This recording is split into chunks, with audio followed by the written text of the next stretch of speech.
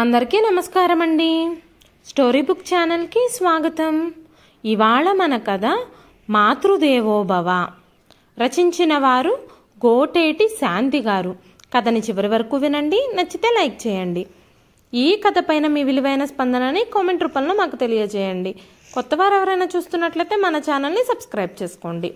స్వప్న, good news. నాకు 15 రోజులు leave sanction అయ్యింది. మనం వచ్చే వారం బయలుదేరి తమిళనాడు, కేరళ వెళుతున్నాం. హ్యాపీగా చెప్తున్న రవీంద్ర స్వప్న వైపు చూసి, అదేమిటోయ్ అంత మంచి న్యూస్ చెప్తే ఆనందంగా ఎగిరి గంతులేస్తావనుకున్నాను. అలా పెట్టావేంటి ముఖం అన్నాడు చిరాగ్గా. అది కాదండి, మీ అమ్మగారు మనల్ని చూడాలని ఉందని, ఒక్కసారి రమ్మని మీకు చెప్పమని ఇందాక ఫోన్ చేశారండి. పాపం ఆవిడ మనల్ని చూసి ఏడాది అవుతుంది. బాధగా అంది స్వప్న. మళ్ళీ మొదలెట్టావా అత్తనామస్మరణ? పెళ్ళైన 2 ఏళ్ల తర్వాత మనకి దొరక్క 15 రోజులు సెలవు దొరికింది. నేను ఇప్పుడే మా ఫ్రెండ్ రఘుకి ఫోన్ చేశాను. చెన్నైలో వాళ్ళ ఇంట్లో దిగుతామని. అక్కడి నుండి మిగిలిన టిక్కెట్లన్నీ వాడు బుక్ చేస్తాడు మనిద్దరికి. అమ్మ దగ్గరికి మళ్ళీ వెళదాం. నాకు అసలు ఆ పల్లెటూరు అంటేనే చిరాకు. ఒక్కరోజు కూడా ఉండలేను. అమ్మేమో ఆ పొలాలు వదిలి రాదు చిరాగ్గా అన్నాడు. పోనీ వెళ్లేదారిలో నెల్లూరులో దిగి 2 రోజులు ఆవిడ దగ్గర ఉండి వెళితే? ఆపు, అలా కాదు. ఈసారి మనం డైరెక్ట్గా చెన్నై వెళుతున్నాం. మా ఊరు ఇంకోసారి వెళదాం. నన్ను విసిగించకు చిరాగ్గా అన్నాడు. పోనీ ఆవిడనే ఇక్కడికొచ్చి కొన్నాళ్ళు ఉండమని అందాం అంది స్వప్న. ఆ పని మాత్రం చెయ్యకు తల్లి, మనకి ప్రైవసీ ఉండదు. అదీగాక వచ్చినప్పటి నుంచి పిల్లలు పిల్లలు అంటూ గొడవ పెడుతుంది. ఇంకొక 2 ఏళ్ళు మనకి పిల్లలొద్దు, తర్వాత ఎంజాయ్ చేయలేం అన్నాడు రవీంద్ర. సరే అంది స్వప్న ఇంకెదురు చెప్పలేక. అన్నపూర్ణమ్మ గారికి రవీంద్ర ఒక్కడే కొడుకు. రామాపురంలో పొలాలున్నాయి. రవీంద్ర పుట్టిన కొన్ని నెలలకే భర్త చనిపోయాడు. ఆవిడ కొడుకుని అన్నీ తానే అయిపెంచింది. కానీ ఆ ఊళ్ళో 5వ క్లాస్ వరకే ఉండటంతో 6వ క్లాస్ నుంచి నెల్లూరులో హాస్టల్లో ఉంచి చదివించింది. అతనికి మొదటి నుంచి ఆ పల్లెటూరంటే అంతగా గిట్టదు. సెలవుల్లో తప్పనిసరే వెళ్లేవాడు. కానీ అక్కడ ఫ్రెండ్స్ ఎవ్వరూ లేక బోర్ కొట్టేది. ఎలాగో గడిపొచ్చేవాడు. వేసవి సెలవులకి మేనత్త వాళ్ల ఊరికో మేనమామ వాళ్ల ఊరికో అమ్మని తీసుకుని వెళ్లేవాడు. ఆవిడ మాత్రం 4 రోజులు ఉండి వెళ్ళిపోయేది. అతను మొదటి నుంచి చదువులో మంచి స్టూడెంట్ అవ్వటంతో వెంటనే వైజాగ్లో గవర్నమెంట్ ఉద్యోగం వచ్చింది. 2 సంవత్సరాల క్రితం స్వప్నతో పెళ్ళయింది. పెళ్ళి, మనుగుడుపులు, తిరుపతి వెళ్ళి రావటంతోనే అతని సెలవులన్నీ అయిపోయాయి. హమ్మయ్య, ట్రైన్ ఎక్కాం. ఇదిగో స్వప్న, ఈ సైడ్ లోయర్ బెర్త్ నాకు చాలా సరదా. అందుకనే నేను కావాలని తీసుకున్నాను. నీది ఎదురు లోయర్ బెర్త్, సామాన్లు సర్దుతూ భార్యకు చెప్పాడు. స్వప్న, నా బెర్త్ మీద కూర్చుందాన్రా, అన్నీ చూడొచ్చు అన్నాడు రవీంద్ర. రైలు కదిలింది. ఇద్దరూ సరదాగా కబుర్లు చెప్పుకుంటున్నారు. ఇంతలో చంటిబాబుని ఎత్తుకున్న అమ్మాయి, ఏమండి మీరేమీ అనుకోకపోతే నాకు మీ సైడ్ లోయర్ బెర్త్ ఇవ్వగలరా? బాబుకి మోషన్స్, జ్వరము. నాదేమో మిడిల్ బెర్త్. రాత్రి వీడితో కూర్చోవలసి వస్తే ఇబ్బంది అవుతుంది రిక్వెస్టింగ్గా అడిగింది. అయ్యో, బాబుకి జ్వరమా? దాందే ఉంది, మీరిక్కడ పడుకుందరు గాని అంటూ తను అడగకుండా మాటిచ్చేసిన స్వప్న మీద కొంచెం కోపం వచ్చింది రవీంద్రకి.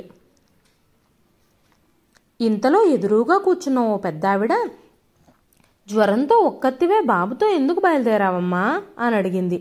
10 రోజుల క్రితం మా అన్నయ్య వాళ్ళింటికి మా ఆయన తీసుకొచ్చి దింపెళ్లారు. నేను ఇంకా 4 రోజులు ఉండే వెళదామని అనుకున్నాను. ఈలోగా మా వదిన వాళ్ళ అమ్మగారు పోయారని ఫోన్ వచ్చింది. దాంతో నాకు తత్కాల్లో టికెట్ కొన్నాడు మా అన్నయ్య. పొద్దుట వీడికి కొంచెం జ్వరంగా ఉంది. సాయంత్రం నుంచి మోషన్స్ కూడా మొదలయ్యాయి. అన్నయ్య స్టేషన్కి వచ్చి ఎక్కించాడు.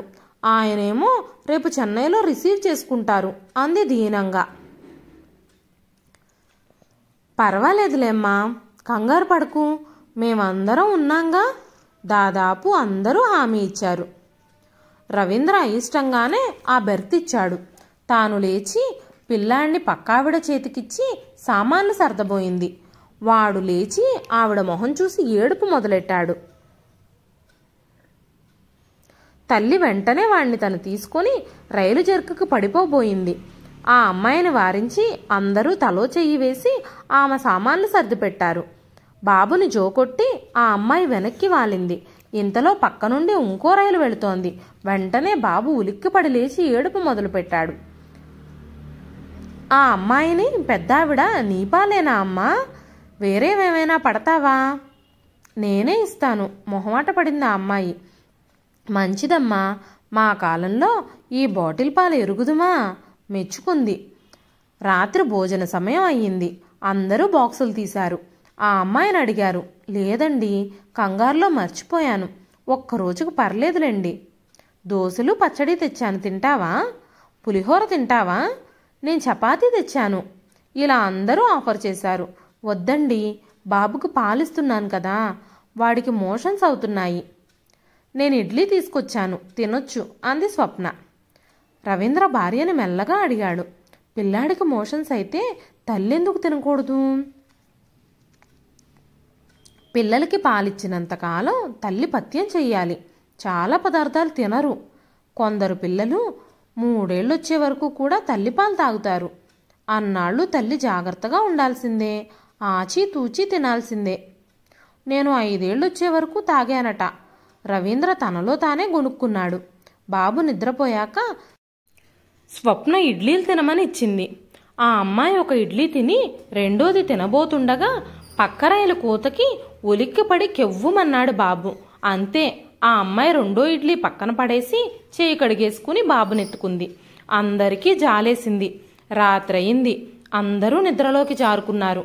మిడిల్ బెర్త్ పైన పడుకొని ఆ అమ్మాయిని చూశాడు రవీంద్ర. తన బాబుని భుజం పైన వేసుకొని జో కొడుతోంది. అతను అలా చూస్తూ నిద్రపోయాడు. ఇంతలో ట్రైన్ ఏదో స్టేషన్లో ఆగింది. వెంటనే పిల్లాడు లేచి ఏడుపందుకున్నాడు. రవీంద్రకి మెలకు వచ్చింది. ఆ అమ్మాయి ఇంకా బాబునెత్తుకుని జో కొడుతూనే ఉంది. అయ్యో, మీరు నిద్రపోలేదా అడిగాడు రవీంద్ర. లేదండి, వీడికి జ్వరంగా ఉంది, 2 మోషన్స్ కూడా అయ్యాయి బాధగా చెప్పింది. ఆ అమ్మాయిని చూస్తే జాలేసింది. ఈలోగా స్వప్న కూడా లేచింది. నేను కాసేపు ఎత్తుకుంటాను అని తల్లి చేతిలోంచి పిల్లాడిని తీసుకుంది. బాబు మాత్రం తల్లిని విడిచి ఉండడం లేదు.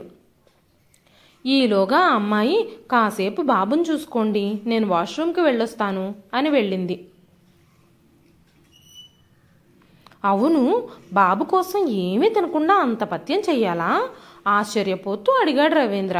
అయ్యో, కామెర్లు అలాంటివి వస్తే ఉప్పు నూనె కూడా 6 నెలలు మానేయాలి అంది స్వప్న. నాకు 2వ ఏట వచ్చాయట, కొనుక్కున్నాడు. ఆ అమ్మాయి పిల్లాడిని తీసుకుంది. మళ్ళీ అందరూ పడుకున్నారు. రవీంద్రకి నిద్ర పట్టింది. మధ్యలో 2-3 సార్లు లేచాడు. ఓసారి ఆ అమ్మాయి బాబుని ఒళ్ళో పడుకోబెట్టుకొని వెనక్కి వాలి కలత నిద్రపోతుంది. ఓసారి భుజాన వేసుకుని అటు ఇటు తిప్పుతుంది. అర్ధరాత్రి వాష్రూమ్కి వెళ్ళడానికి బెర్త్ దిగాడు రవీంద్ర. తిరిగి వస్తూ గమనించాడు ఆమె ఏడుస్తోందని. మెల్లగా భార్యను లేపి విషయం చెప్పాడు. ఏమైందమ్మా అడిగింది స్వప్న. ఒళ్ళు కాలిపోతుంది, కళ్ళల్లో నీళ్లు తిరుగుతుండగా చెప్పింది. తడిబట్ట పెట్టి ఒళ్ళు తుడుద్దాం, కంగారు పడకు అని చెప్పి స్వప్న టిఫిన్ బాక్స్ ఖాళీ చేసి దాంట్లో నీళ్లు పోసి తన నాప్కిన్ తడిపి దాంతో చంటాడి ఒళ్ళంతా తుడిసింది. రవీంద్ర ఆ బాక్స్ పట్టుకుని సహాయం చేశాడు. ఆ అమ్మాయి బాబును సముదాయిస్తోంది. నుదుటి మీద కూడా తడిబట్ట వేశారు. ఈ అలజడికి పక్క బెర్త్ మీద పడుకున్న ఆయన విసుక్కున్నాడు.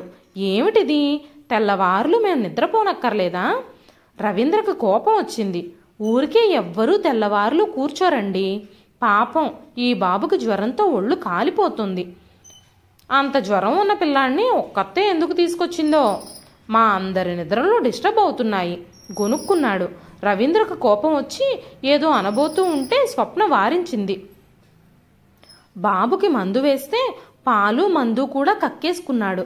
ఆ కక్కువాసన భరించలేకపోయాడు రవీంద్ర. స్వప్న కూడా ముక్కుకు కర్చీఫ్ అడ్డు పెట్టుకుని కాస్త దూరంగా నుంచుంది. ఆ అమ్మాయి మాత్రం కొంచెం కూడా విసుగు లేకుండా చంటాడి ఒళ్ళంతా శుభ్రం చేసి తన చీరంతా కూడా తుడుచుకుంది. బాబు పడుకున్నాడు. ఆ అమ్మాయి వీళ్ళిద్దరికీ థ్యాంక్స్ చెప్పింది. బెర్త్ మీద పడుకున్నాడు రవీంద్ర. అప్రయత్నంగా కన్నీళ్లొచ్చాయి. మెల్లగా నిద్రలోకి జారుకున్నాడు. ఇంతలో టీ కాఫీ అరుపులతో మెలకు వచ్చింది. స్వప్న ఆ అమ్మాయికి కాఫీ ఆఫర్ చేస్తే వద్దండి అంటూ మొహమాట పడింది. అలా కాదనిస్తే ఆ అమ్మాయి మెల్లగా తాగుతూ ఉంటే బాబు ఆ కప్పుని చేత్తో ఒక్క దెబ్బ కొట్టాడు. కింద పడిపోయింది. ఆ అమ్మాయి తాగనే లేదు. స్వప్నని ఎదుటి బెర్తులో ఉన్నావిడ అడిగింది, మీరెక్కడికి వెళుతున్నారు అని.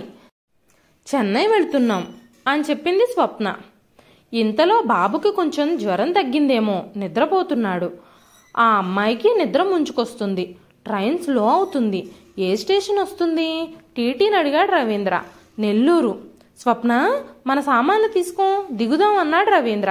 ఇది చెన్నై కాదు, నెల్లూరండి, గుర్తు చేసింది స్వప్న. తెలుసు, దిగుదాం అన్నాడు రవీంద్ర. ఎదుటి భర్త ఆవిడ, అదేమిటి, చెన్నై దాకా వస్తానన్నారు కదా, ఇక్కడే దిగిపోతున్నారేమిటి? ఆరా తీసింది. ఇది మా అత్తగారి ఊరు, 2 రోజులుండి చెన్నై వెళతాం ఆనందంగా చెప్పింది స్వప్న. దిగిన వెంటనే రామాపురానికి ఒక టాక్సీ మాట్లాడాడు. అది బయలుదేరగానే చెన్నై ఫ్రెండ్కి ఫోన్ చేశాడు. ఒరేయ్, ఈసారి చెన్నై రావడం లేదు, టిక్కెట్లన్నీ క్యాన్సిల్ చేసేయి, అమ్మతో 15 రోజులు గడిపి వెళ్ళిపోతాం అన్నాడు రవీంద్ర. అదేమిటి అడిగింది స్వప్న. ఏం లేదు, ఆ 15 రోజుల్లో మన పొలం బేరం పెట్టో కౌలుకిచ్చో అమ్మనొప్పించి మనతో తీసుకెళదాం, తర్వాత ముగ్గురం కలిసి చెన్నై ట్రిప్కి వెళదాం హుషారుగా అన్నాడు రవీంద్ర. మరి మీ అమ్మగారికి మన దగ్గర తోచదంటారేమో. ఏముంది, ఏడాదిలో ఒక మనవణ్ణి కని చేతికిద్దాం, ఇక తోచకపోవటం ఏముంటుంది? ఏమిటి మార్పు? ఆశ్చర్యపోయింది స్వప్న. ఏమీ లేదు, అమ్మని చూడాలనిపిస్తుంది ముక్తసరిగా అన్నాడు రవీంద్ర. నెల్లూరు అనేసరికి వాళ్ళమ్మగారు గుర్తొచ్చుంటారు అనుకుంది స్వప్న. కానీ తన కనువిప్పుకు కారణమైన ఆ అమ్మాయిలోని అమ్మతనానికి మనస్సులోనే కృతజ్ఞత చెప్పుకున్నాడు రవీంద్ర. ఈ కథ నచ్చితే ఒక లైక్ చేయండి. ఈ కథ పైన మీ విలువైన స్పందనని కామెంట్ రూపంలో మాకు తెలియజేయండి. మరెన్నో ఇలాంటి మంచి మంచి కథల కోసం మన ఛానల్ని సబ్స్క్రైబ్ చేసుకోండి.